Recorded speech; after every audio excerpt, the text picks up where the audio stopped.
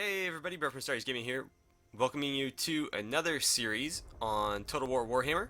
This time around we're going to be taking a look at the Empire faction. So let's find out a little bit more about them. For 2.5 millennia the Empire have formed a bulwark against the encroaching forces of destruction, but the realm is in constant turmoil, beset on all sides by enemies, ferocious and foul. Yet it endures, for mankind has steely determination not to merely live, but thrive. The Empire's armies are mighty, large regiments of disciplined troops led by valiant warrior generals and supplemented by the arcane will of battle wizards, as well as powerful machines of war. A new emperor has recently been crowned, but he is untested and not the candidate many elector counts wanted, and at a time when dark clouds gather in the north. So begins the age of Karl Franz, and he has much to do. Unite the Empire, secure its borders, and bring prosperity to its beleaguered citizens. The twin-tailed comet blazes across the sky once again, but is this an omen for good or ill? So, what does the human faction excel at? We can only capture territory belonging to vampire counts, other humans, but not the Norska humans. So only other like regular imperial humans. We have offices, as we'll see in a second. I believe this is unique to the human faction. You can give certain lords titles which will grant them additional benefits aside from what their abilities are.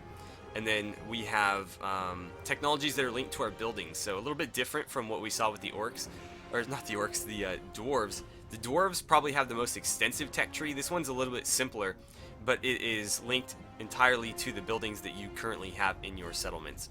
So some of the units that they have, or the most powerful ones anyway, are the Luminarch of Hysh, which is a magical chariot that fires basically like energy weapons that vaporize people. Demigryph Knights, who are, like basically lancers who ride around on tiny griffins and just absolutely wreck people. And then steam tanks, which are like mobile artillery.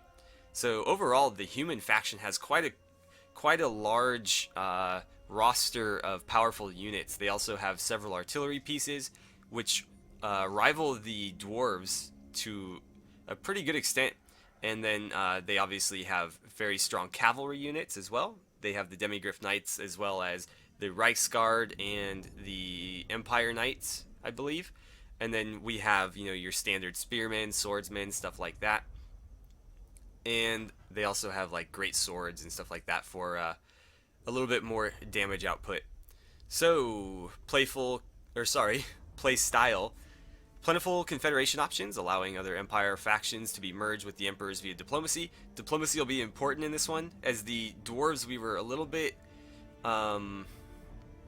sort of out on our own. There was other dwarf factions around, but for the most part we were sort of by ourselves, just kind of fighting the orcs. Diplomacy is going to play a much larger role in this campaign. We have a balanced unit roster with a wide range of options, so this is going to allow for many different styles of play, I guess would be the best way to say that.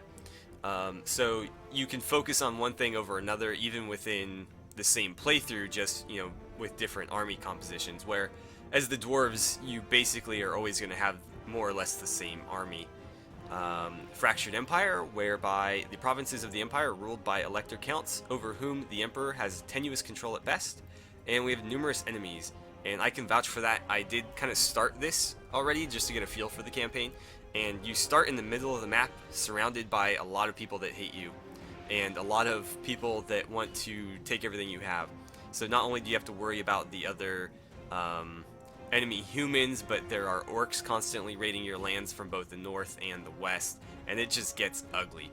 I would say the initial challenge on this is probably more like hard. This is one of the more difficult campaigns that I've played. Especially early on, it can be extremely difficult. So, let's go ahead and get started. We'll be playing as Karl Franz here, although Balthazar is very tempting.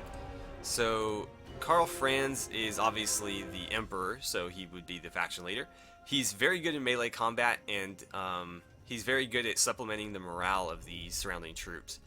We can get him the Deathclaw mount, which is a unique griffin who is badass. He gets a little bit of a boost to campaign movement range for himself and all the characters under him, and he also gets a little bit lower upkeep for Reichsguard and Greatswords. We start off with unit of halberdiers, a unit of handgunners, and a unit of Reichsguard, which is like the second best cavalry you can get as the humans, I believe. So we start out pretty well rounded, actually. And so we'll be playing on hard as always. And I think that is about it. Let's go ahead and dive in.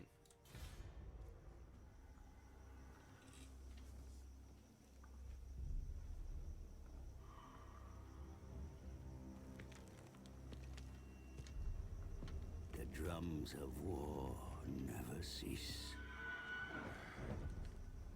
For the old world lies in great peril.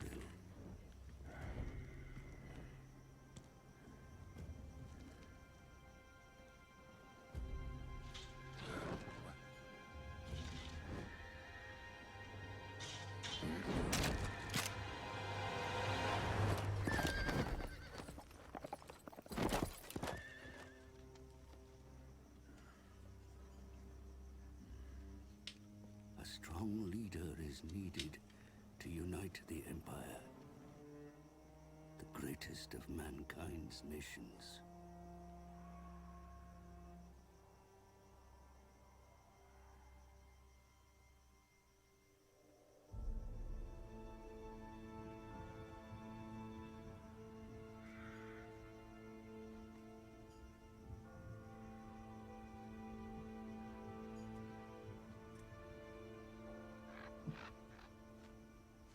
As gods battle for the world's fate, I make my own humble contribution. In the employ of the newly anointed Emperor.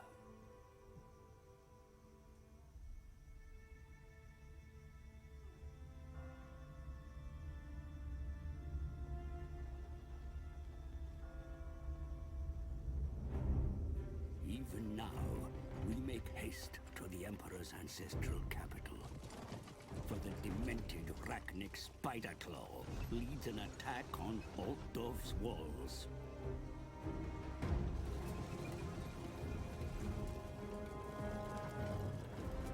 My charge is Karl Franz, the true wielder of Gal Maraz.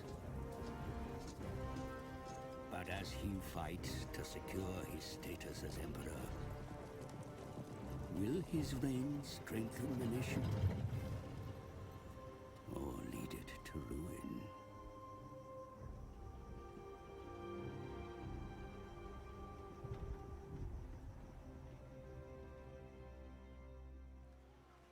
Alright, so we'll skip this part and go ahead and dive right in. So hopefully we can strengthen the Empire, not lead it to ruin. It wants me to take out the army belonging to the Successionists, who are our first rivals. And so if we complete that, we'll get 1,000 gold. The Successionists are right here, led by Helmut Ludenhoff. Let's see, there's our army. We've got some swordsmen, some halberdiers, some spearmen, handgunners, crossbowmen, and Reichsguard. What do we have access to currently? Spearmen and swordsmen. So in my first little attempt at this, I learned the hard way that the spearmen are not so great in melee combat. So really you only want to use these spearmen to counter cavalry. There are spearmen with shields and they might fare a little bit better, but any like shield and sword type unit, like the basic orc units that you're gonna see the majority of the time, will rip through these guys pretty quickly. They have a decent, you know, charge defense, but aside from that, they can't hold the line very well against melee troops like these guys. And so I think making up the front line with swordsmen rather than spearmen is probably the better choice, at least until you get the spearmen with the shields, because there are spearmen with shields that are a little bit more defensive. So let's take a couple of these. I'm going to take one spearman so that we have enough for one on each flank, and then we're going to do swordsmen the rest of the way here. Now, Altdorf, what do we have? Okay, so we've got a tier 2 village, which we'll need 2 population surplus to upgrade. We've got an Imperial Wharf, which goes all the way up to tier 5. And then we have a training field, which goes up to tier 3. So as soon as we have the opportunity, we're going to want to move this building out of here, because we're not going to be able to take full advantage of this slot otherwise. So I imagine the first province we actually, from my prior experience, one of these actually already has the training field in it. So I think maybe Helmgart was it. If we conquer that, we don't even need to move it. We can just destroy this one and we'll already have one built. But I don't recall which one it was. I think it was Helmgart way out here. So we're going to recruit some troops here to better prepare ourselves for the fight. Is there anything else we can do? Let's take a look at our technology briefly. So no, there's nothing we can really do. You can see here there's several buildings that are required in order to make these happen. This is the second tier of the training field that we saw, so we'll want to get that upgrade as soon as we can, because that'll, you know, give me some decent bonuses here. But yeah, I think the majority of these are either first or second tier buildings that we don't have access to yet. And what else do we have? The treasury. We don't need to look at finances this early. Faction summary, no. Let's look at diplomacy. So, is anybody friendly with me? We got 2 factions here that are. Anybody down here? Not really. I'd like to maybe get on the good side of some of the dwarfs in the area. Maybe not them. These guys are a little bit closer, I think. So let's make some peace with them. Manlings come. We'll offer a non-aggression pact, and they're going to accept. That's perfect. We also have a non-aggression pact with the main dwarven faction as well, so that's cool. In fact, I think I'll just try to make peace with all the dwarves, because I don't really want to fight dwarves. The dwarves are the only faction that don't like hate humans, absolutely. So I think trying to get on the dwarves' better side is going to be smart, because they might make good allies down the line. And we're basically at war with everybody else. We're at war with these greenskins here. We've also got savage orcs, which is something that we haven't seen in our dwarven playthrough. These guys are like feral orcs, basically. They just sort of run around, and they don't really have a settlement. They just kind of run around like Chaos does and cause trouble. Their units are sort of unique in that they are... I don't know how to explain it, but they are, like I said, feral orcs, basically. So they just kind of run at you. They do have, you know, basic ranged troops, but for the most part, it's not something that I've really experienced in our dwarven playthrough, and so it's hard to compare. Now, we don't have anybody immediately on our borders, so it's going to be difficult to form any alliances. Actually, they're on my border, and I could... No, I can't trade with them. So, Nordland, we could trade with them if we so choose. Let's offer them a non-aggression pact and see if we can maybe get a trade going. Approach and make your offer, but I make no promises. They're gonna reject. Okay, so no, I don't want to offer anybody any money. How about Marienburg? They're fairly small. We'll offer them one. Surely an agreement will be reached. They're gonna reject as well, so we'll move on. Ostland, how about you guys? You're way out there. Greetings on behalf of the Empire. They want me to pay them a little bit. I suppose 200 is not so bad.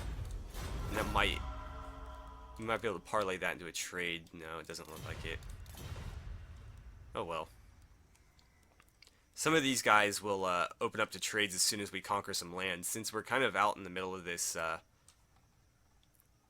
this province right here, we've got this city and we're surrounded by our enemies. We can't really trade with anybody yet except for to the north.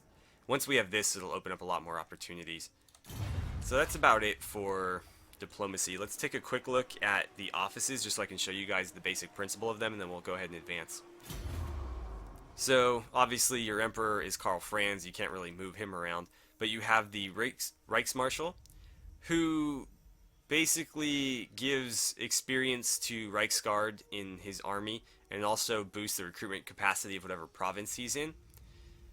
That requires a rank 10 hero though, so it's probably going to be a while before you can appoint that one, especially since, you know, Karl Franz is here. If we started with Balthasar Gelt, it might, you know, happen a little bit quicker.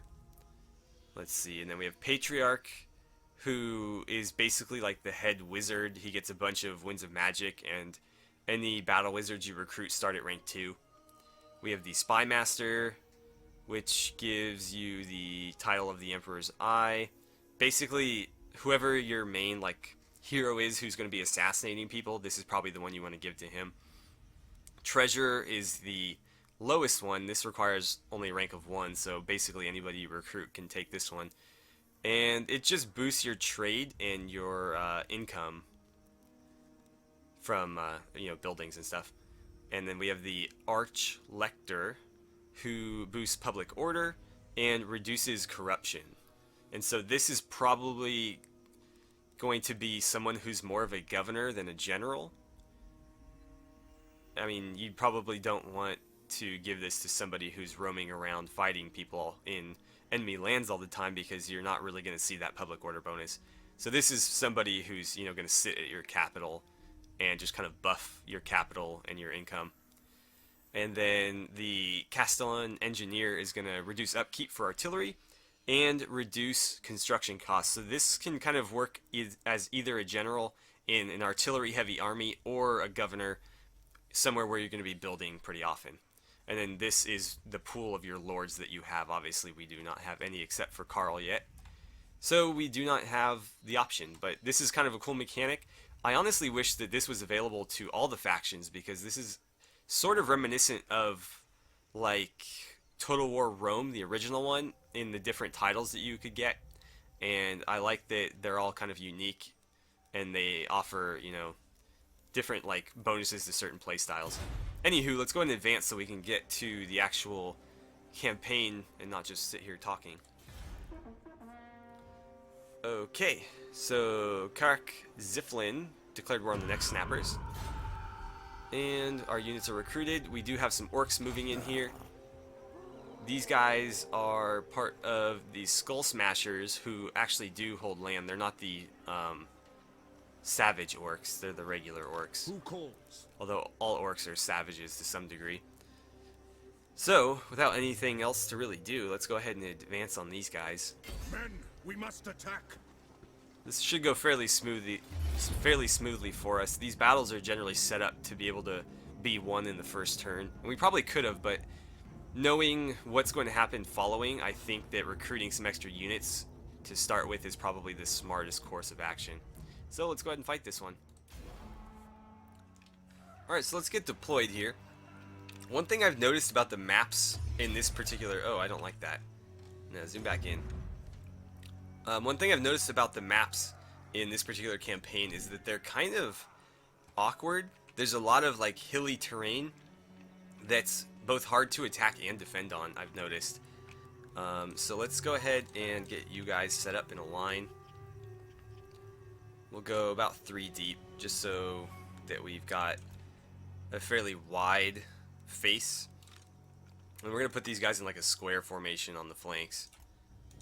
I don't know that the enemy has cavalry, but just in case, we'll have these guys ready to go. And then the halberdiers are going to deploy somewhere in the middle, I suppose. And Karl is going to go with them. Actually, let's group these guys and we'll move them back a bit. Then we'll deploy you two as thin as we can. Ready to fire. Let's move you over a bit. Something like that. I think that's fine. And then Karl's going to go in the front. He doesn't have a mount yet, so he is basically just a dude with a really big hammer. You can get him a regular, warhorse mount fairly early, which is probably what you're going to want to do so that he can help out with the cavalry. Because, as it stands, he's just an especially strong infantry hero, and he's probably better served as like shot cavalry. And speaking of shot cavalry, we'll put those guys on that flank. Let's regroup this and then start. And I'm going to immediately make a break for this hilltop. Somewhere about there. I think that's a good spot. We are going to run just to ensure that we get there and get set up in time. And then I'm going to get the Reichsguard around to here. in preparation for some flanking maneuvers. Now, we did attack, so we are forced to take the initiative here. They do not have to do anything if they don't want to. They've got some spearmen, they've got some crossbowmen, some spearmen, swordsmen in the back. It's a pretty solid formation the way they've got this set up here. That's about how I would deploy. But at the same time, I've got them outnumbered, and I've got some better units on my side. So they're going to move again. That's interesting. Let's advance a bit. I'm actually going to move up to this hill, I think. Yeah, we're going to rush for this hill. I'd like to get my missile troops up on this ridge right here. And we can fire down at them from it, and then if they attack us, we can just retreat off the hill back into, you know, the defilade. But I imagine as soon as we start moving, they are going to counter. Oop, don't do that. Yeah, I need you guys out here. Remind them that you're here and that they have to be very cautious. Let's see, as soon as we get there, I imagine they're going to start shifting. But yeah, we're going to set up in this defilade, and then we'll just kind of walk up over the crest of it. Yeah, here they go. They're adjusting. Let's see, you can move up just a little bit more. And you guys can... Oh, we're taking fire already. Okay, well, I'm just going to have you guys step forward then a bit. Hopefully we can get like one more volley up. Oh no. Time to retreat, time to retreat. Okay, I'm going to go slow-mo here just so we can manage this initial combat a little bit better. Actually, we're going to pause. Now I need you to charge there. And then I'm going to move everybody else. Oops, no, I just want you to charge him. Everybody else, short of Carl, is going to advance just slightly. No, right there. And then you guys are actually going to fall back to about... I want them to... Yeah, there we go. And everybody else is going to move up. Okay. So they're going to step back just a bit. These guys are going to step forward. We'll engage. And then I'm going to pause because you have free reign to go after them now. You guys are going to step forward. You're going to probably hold the line there because they are going to try to flank me with those guys, it looks like. They keep moving. Yeah, you've got them dead to rights. Okay, I need you in here. Yeah, we should win this. They charged me with spearmen, which is a terrible idea. Spearmen are good on defense, and even that's kind of questionable. They're pretty squishy in this game. Let's see, they got caught up on my flank there, which is what I expected.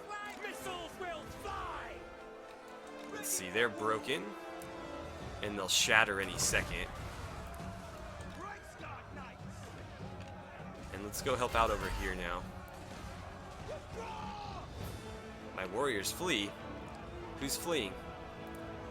Oh no, Karl Franz got his ass whooped. Although their general did too. Crush them. Boom. So that should pretty much put an end to them. Let's make sure he doesn't get away. We want to make sure that he's dead. And then you guys can start shooting them, I suppose.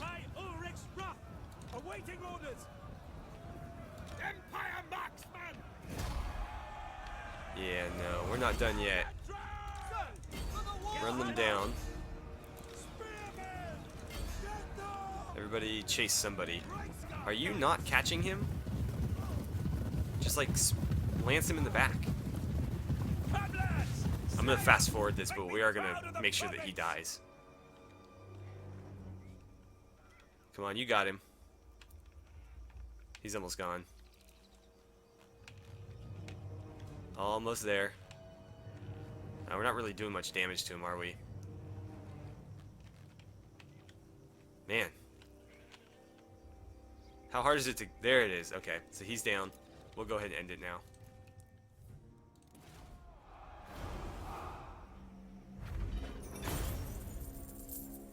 So that's quite a bit of loot there. And we get an item. Oh, we got the Fencer's Blades. That's nice. We only lost about 10% of our army. He lost the vast majority of his. Ooh, unit replenishment. I think I'll take that. Because there's no negative to that, is there? Yeah, we'll take on those captives then. He's going to flee. I thought he was dead, though. So mission successful. We get another 1,000 gold. And it's going to issue me a new one to capture some of their land, I imagine. Oh, we get the follower, too. Ambush chance plus 10%. Nice. Enemy killed. Perfect. That's what we were hoping for. Plus 6 attack, plus 6 defense. Nice. And yeah, it wants me to capture Grünberg for another 1,000 gold. I think we're out of movement, though. So? No, we have a little bit of movement. We don't want to get too close, though, because if they decide to rush out and attack me, and I'm standing like right here, then the garrison will reinforce, and that's bad.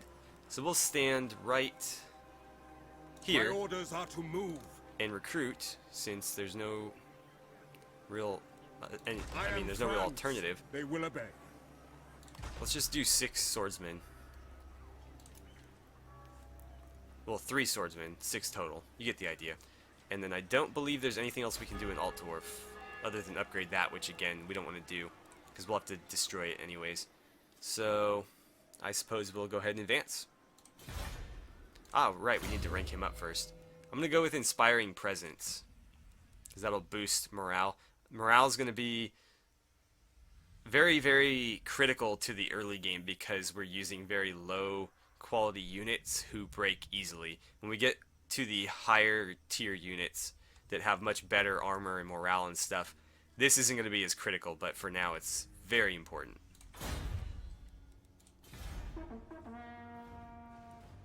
Alright, so we've got some more swordsmen, and it looks like his army decided to garrison Grünberg. It shouldn't matter. We should have no problem taking this whatsoever. Let's go ahead and do that. No peace, just war. And we've got a pretty good advantage against them here, but we're going to fight this out regardless. And okay, so they've got some spears, some crossbows, a little bit more. So 4 spears total, 2 swords, a crossbow, and Rudy Nussbacker. Let's go for it.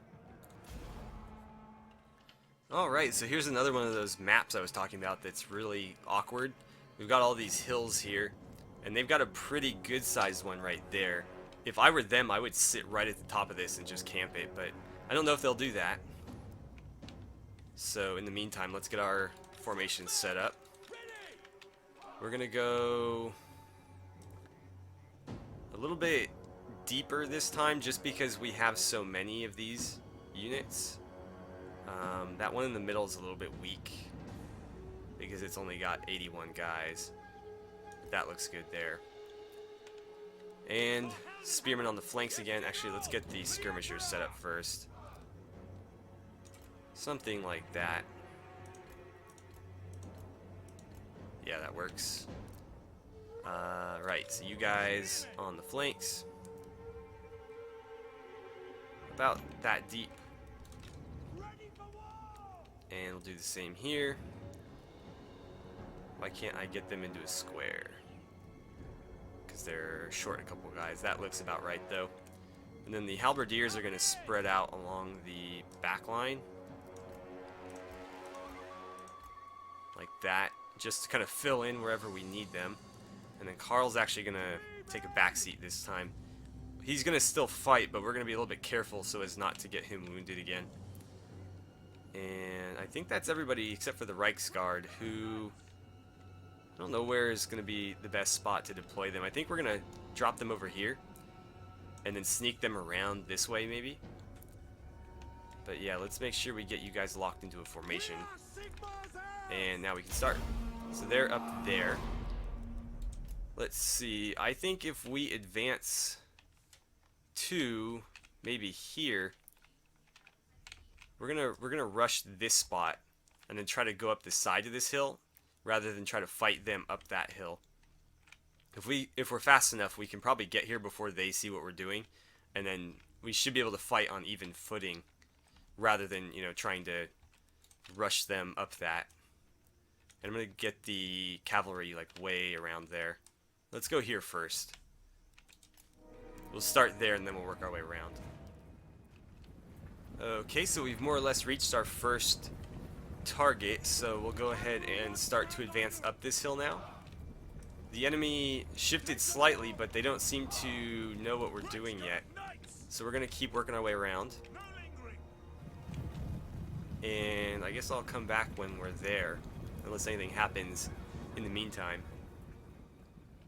Alright guys, so we're in position again, and they haven't really done anything to try to challenge me, so we're going to sit right here and just trade fire with them. Actually, let's shift slightly just to get a better shot. Oh, no, we're already engaging, so we'll just stay here. You know, I'm going to rotate the formation just a bit.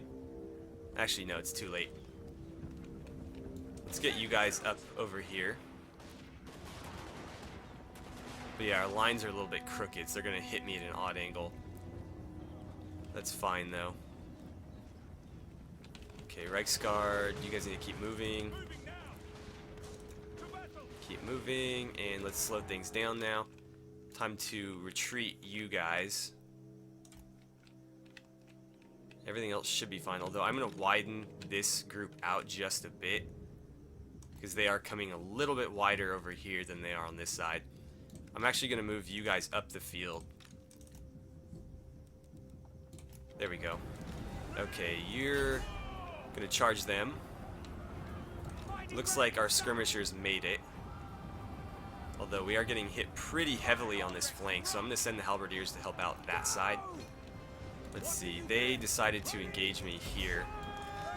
But my swordsmen should be able to win that without any trouble. Keep moving, keep moving, keep moving, don't stop. I need you guys to get up there as well. They already broke. Come on, go, go, go. Halberdiers. I need you to turn that corner. Keep moving. Keep moving, keep moving. Carl, go join that fight. Alright, you can hit them in the back. Actually, go for them. You are going to hit them. You are going to join that fight as well. Actually, hit them in the back.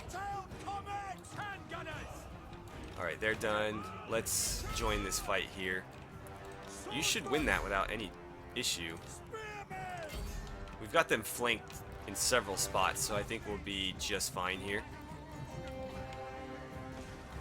But you never know until it happens. Come on, Carl, you should be able to kick his butt. Alright, hit them. Bam. I think that'll probably be the end of them. We actually knocked them back across our lines. Alright, let's go help out over here. Oh, my lord is wounded. That's not good. Let's pull these guys back out, and we're going to ensure that this ends quickly here. Although we're actually starting to lose on that side. Okay, they're broken. Let's make sure they shatter. And then we're going to hit him. Since he seems to be the only thing holding them together at this point. Start shooting them, please, and you can shoot. That's probably not a good idea. Yeah, just shoot at them as they retreat. And I think that's it.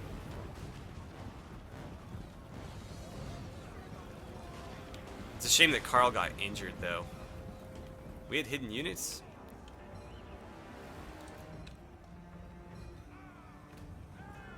Who the heck is that? Oh, my swordsman that broke. Well, that's it. Since that's a siege, we'll just end it here with no need to chase anybody down.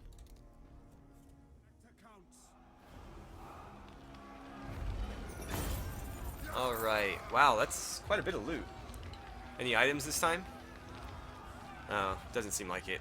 No. I would have liked one, but oh well. We did get a town out of it, so there's that. Oh, man, these swordsmen got chewed up pretty good. I didn't see what happened to them or where they fled from, but they really got beat up. We'll probably merge some of these guys together and then recruit some more, because I think that'll be quicker than just waiting for them to recover. I don't know how long it's going to be before he joins the fight again, though. And we'll just occupy this. Okay, so Rudy was killed. Mission successful. We get some more gold. Ooh, we need a new general in the meantime. So he's irresolute, which gives him a speed bonus, but hurts construction costs. Probably not a great choice. He's uncompromising, so his self-defense is higher. There's no negatives to that one, so he's not a bad choice. Let's see, he's easily distracted, so his movement is lower, but his leadership is higher. What's that say? Look over there, a snotling showing its ass. That's funny. Okay, what do we need to get him? We need a Altdorf Conclave of Battle Wizards building. Okay. I guess we'll go with you. Elgar Huldorf. Yeah. To strengthen the Empire. And we need to occupy, loot, raise, or sack 2 different settlements. Convenient that there are 2 successionist settlements left. And it also wants me to win the Battle of Blood Pine Woods. Those that would break away from the rule of the Emperor are nothing but tenacious. They have sent a request for assistance to their allies in the north, and this appeal has been answered with covert detachments of men. Our spies have revealed the massing of military forces in the Blood Pine Woods. Take the fight to them before they can grow into an army. And we get the Sword of Striking for that, and we also get a Battle Wizard out of it as well. Alright, so I think we're probably out of time, so I suppose we'll break off the episode here. Let's see, what do we get? Cattle pastures. That's going to boost our growth quite a bit, so we'll hit that surplus very, very shortly. I don't know if we should rush this one or if we should take a surplus here first. We'll figure it out. Anywho, I'm going to go ahead and break off the episode here. So as always, thank you guys so much for watching. Don't forget to like and subscribe if you enjoyed the video. Please feel free to share my videos however you guys see fit, and I will see you guys back here for part 2 of our Total War Warhammer Empire playthrough.